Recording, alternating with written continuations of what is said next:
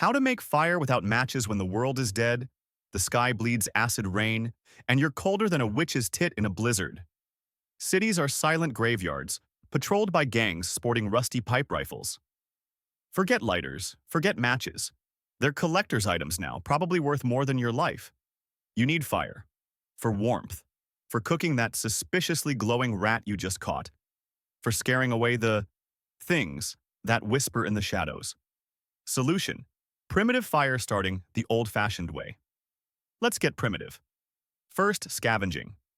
Find some kindling, dry twigs, dead leaves, anything that hasn't spontaneously combusted from the radioactive fallout. I'm talking about the kind of stuff that looks like it's already halfway to becoming ash. Perfect. Now, locate a magnifying glass. Yeah, I know, finding one in this shithole is like finding a unicorn riding a bicycle made of hope, but trust me, it's your best bet. If not, then remember that good old friction method. Find a piece of soft wood, a hard piece of wood, and pray to whatever deity is left that you have the strength and patience for this. Remember those sunbeams piercing through the smog? Focus that sucker onto your kindling. Slowly. Patiently. Unless you're feeling lucky and want to start a wildfire that'll bake those shadows, then go for speed and chaotic energy. Your call. If it catches, congrats, you're officially less dead than you were 5 minutes ago. If it doesn't, well, then you'll learn to appreciate the beauty of shivering until spring arrives, if it ever does.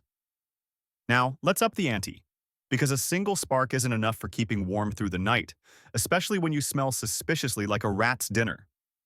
Let's talk about the next level, the bow drill method.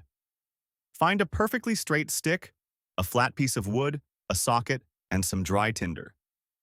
Now prepare for some serious arm workout hell, because this method is ancient, ineffective, and ridiculously fun. Get that bow spinning, feel that friction, and pray to every dead god that you get that ember glowing. If it smokes, you're doing it right. If it bursts into flames, celebrate. If it explodes, well, at least you died trying.